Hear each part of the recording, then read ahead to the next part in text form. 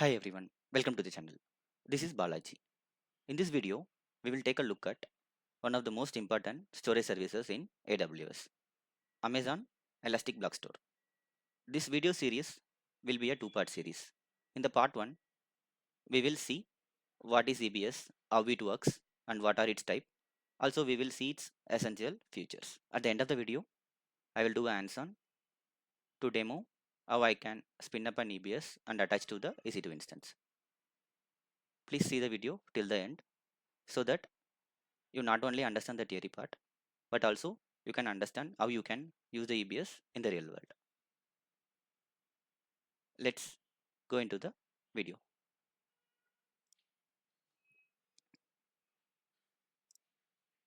Let's get into the basics.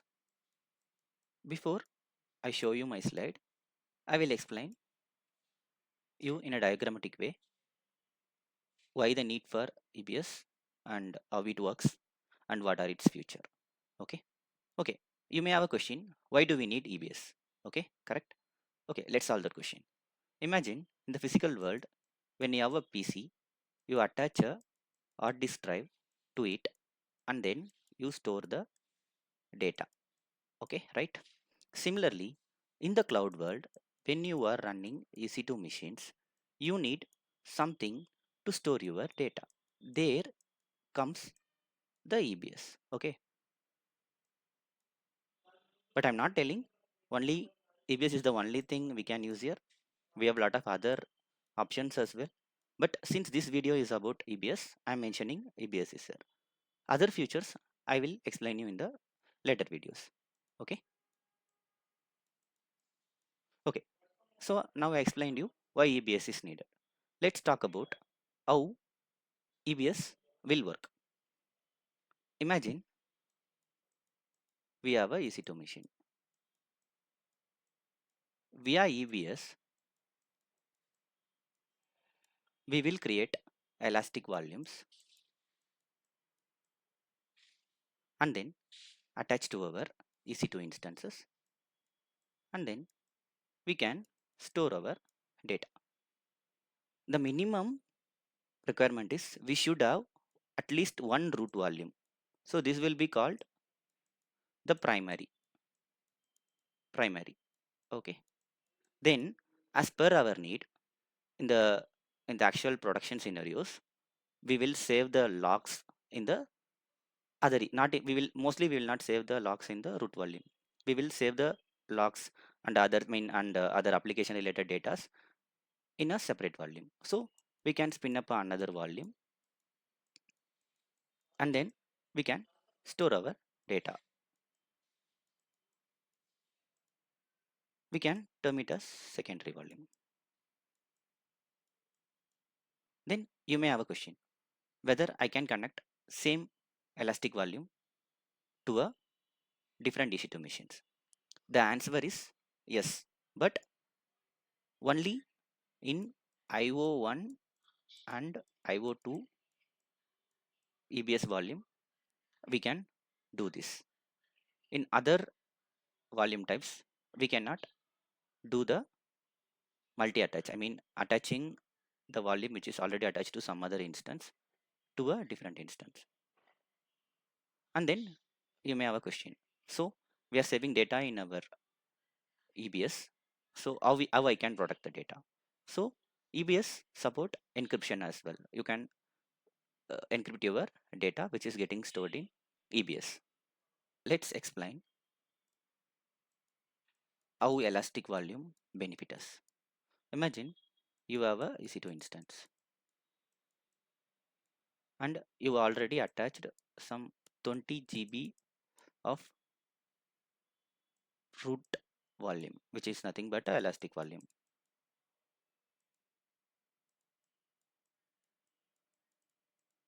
Attached to the EC2. Now after some days you need and after some days you want to increase your root volume. Let's say you want to increase it to 30 GB. So now you can simply go to the AWS console and you can just click the volume and then you can simply change the GB, which means you can upscale the GBs. You don't need to stop the EC2. Thereby you reduce the downtime for the EC2 instance. So this is about elastic volumes benefits. Okay, let's now move to the slides and see. As I said, EBS is easy to use, scalable, high performance block storage for EC2. So how does it work? We can create elastic volumes and then we can attach to the EC2 instances. And the other important point is the whatever the data which is present in the volume, it will get persisted. Even though the instance getting either stopped or restarted, we will still have our data. And another one point we discussed is the multi-attach. I have, as I mentioned, only IO1 and IO2 can be multi-attached. Other EBS volume can be attached to only one instance at a time. And for the security part, EBS supports encryption as well. And I already said elastic volume allows us to dynamically resize our volume without any downtime. Let's look into the availability and durability. Now you may have a question. Yes, I am saving my data in the EBS. So you may have a question how available and durable the data is.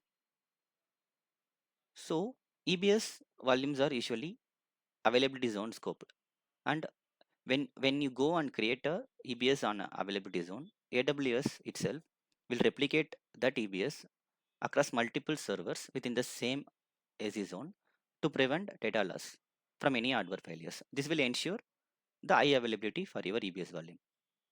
Then come to the durability part. So EBSs are designed to provide 99.8 to 99.9% durability for most volumes. Okay, now we can take a look at EBS volume types. EBSs are broadly classified into two types: SSD backed volumes and HDD backed volumes. We have GP2 and GP3 under SSD backed volumes. They are called general purpose SSDs.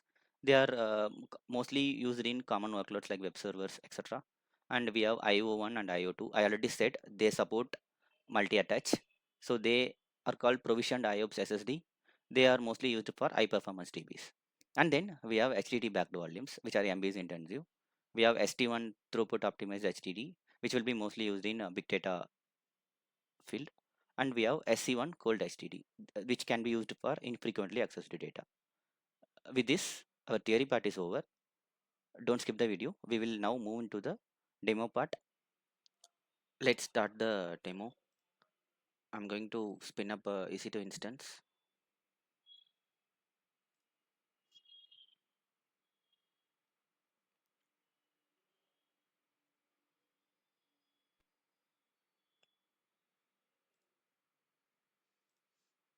I will give the name as demo EBS,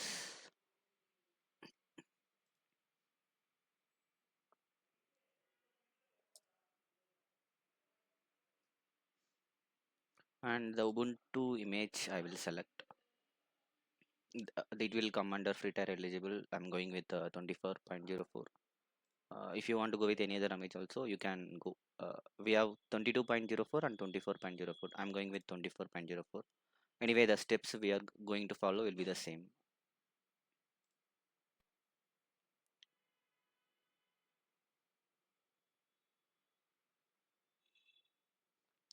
And instance type, I select as T2 micro because it comes under free tier eligible. Also, we are not doing any high level things here, so T2 micro is enough for our demo.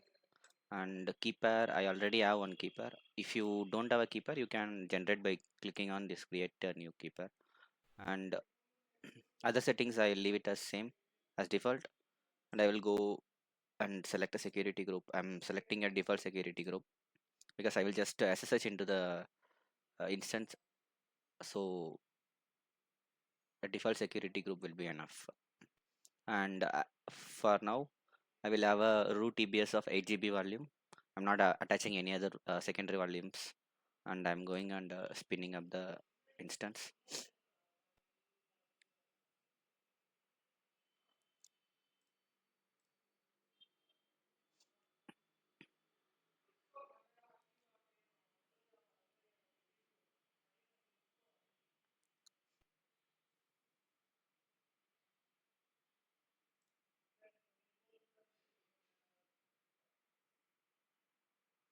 Now I will connect to my instance.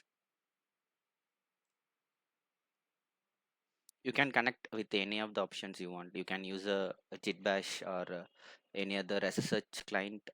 I'm just going with instance connect since it will be very handy for me. So you can also use if you click here the connect, it will show SSH client and session manager, and if whatever you are comfortable you can welcome to use it. So once I log in, I will just took the sudo to root. So I'm just become the root user. So now I will go and check my device, I mean disk status. If you see here, we just attached only one root EBS, so that is what it's showing here. So we attached a root EBS of 8 GB, so that was showing here. So we will create one more EBS and we will attach the EBS to our machine. So I'm just going to the volumes and we just click on create volume. We can choose any.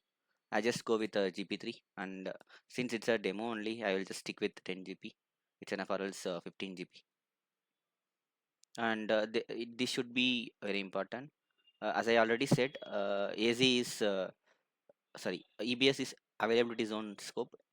So we should spin up this volume same as on which AZ our instance is currently in, so that we can attach our volume to the instance. Otherwise we cannot attach. If the instance is in one AZ and if the volume is in another AZ, we cannot attach. So I'm just going and check which subnet or which availability zone our, it will be in the networking section. So the machine is currently in US East 1A availability zone. So I will create the volume in the same US East 1A, and we are just creating a fresh volume. So I just click don't create, and as I already said, we have the option to encrypt. So I'm going to encrypt this volume. So we have two options: either we can use our own key, or else I'm just going with the default EBS encryption that comes with the AWS. So I'm going and creating the volume. So it will take some time.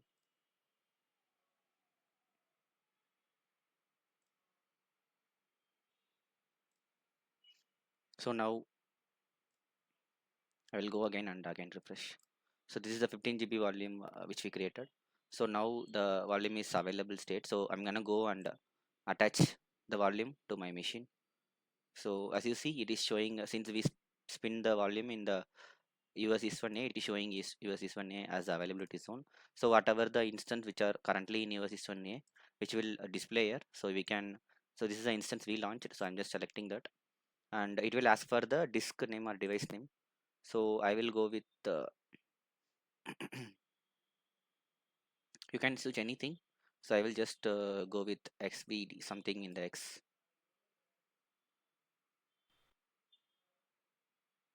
Okay, I will go with dev xcv dbb. Now I'm going to attach my volume.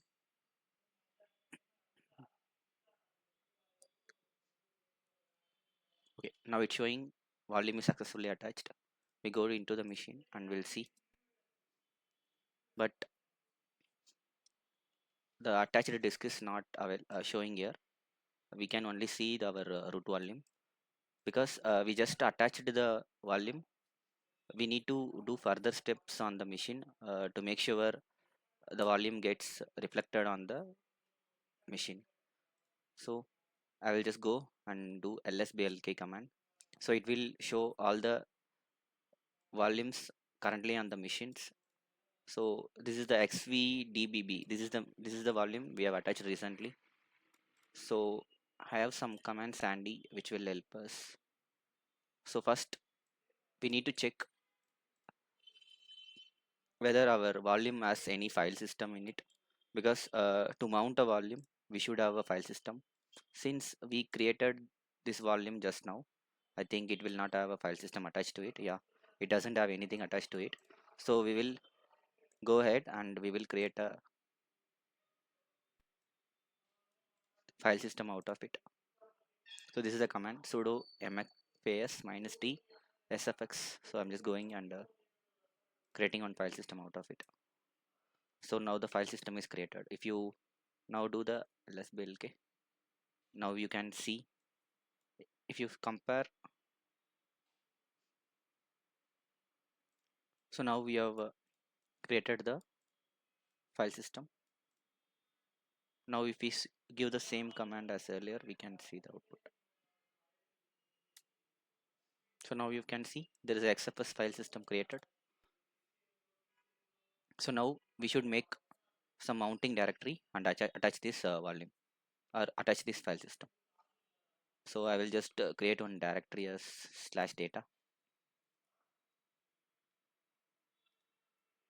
Now I'm going to mount it. I'm just going to mount whatever. We are already in the root, so we don't need sudo as well. So I'm just mounting our new volume to data directory. Okay, there is a typo. Okay, now it is attached. So if you now check the disk status, we can see our disk here, the 15G secondary volume which we have attached. So we have created a new volume and attached to our already running instance, and we also created a file system on that, and now our secondary EBS volume is in use. So now, as I said earlier, since this is the elastic volume, we will try to increase the volume size without stopping the machine and see whether it goes good. So I'm just going into the volume.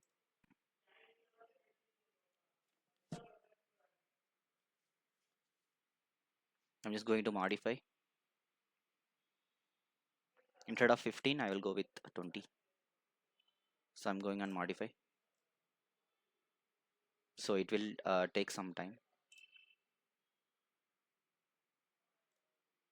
Before you see here, right, it is in optimizing state. Before it is complete, we will go and do one more important step.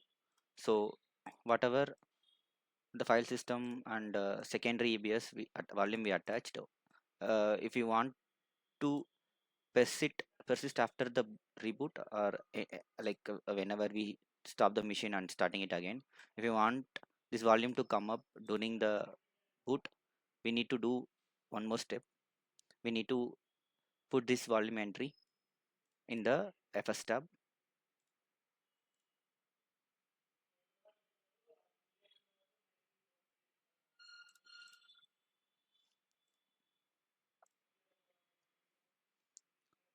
So I need to get the ID of the volume, so I'm gonna executing blk id command. So /dev/xvdbb, this is the device which we attached, so I'm just taking the ID.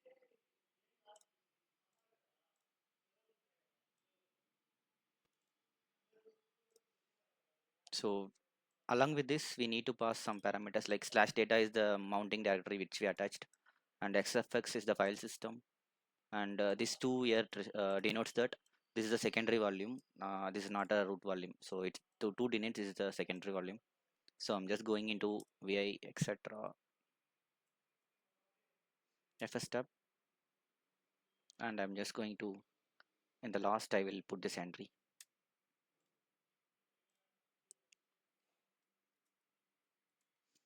Now we will go and check the volume. Yeah, it will take some more time. We will wait. The volume upgrade has been completed.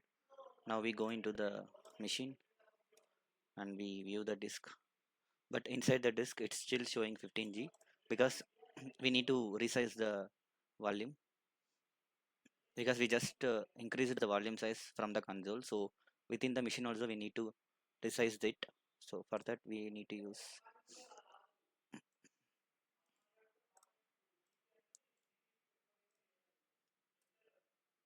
Okay, now it has been resized. We can go ahead and check. Okay, now you see the disk size has been extended to 20G. With this, our demo part is completed. We have seen a step-by-step demo on creating, attaching, resizing, and extending an ABS volume. EBS is a powerful and flexible storage solution in AWS, and I hope this session help you to understand it better. In the next part, we will see further features of EBS. If you found this video helpful, make sure to like, subscribe, and hit the bell icon so you don't miss my upcoming AWS and DevOps videos. Also, drop a comment below if you have any questions or if there's anything specific you would like to me cover next. Thanks for watching. I will see you in the next video.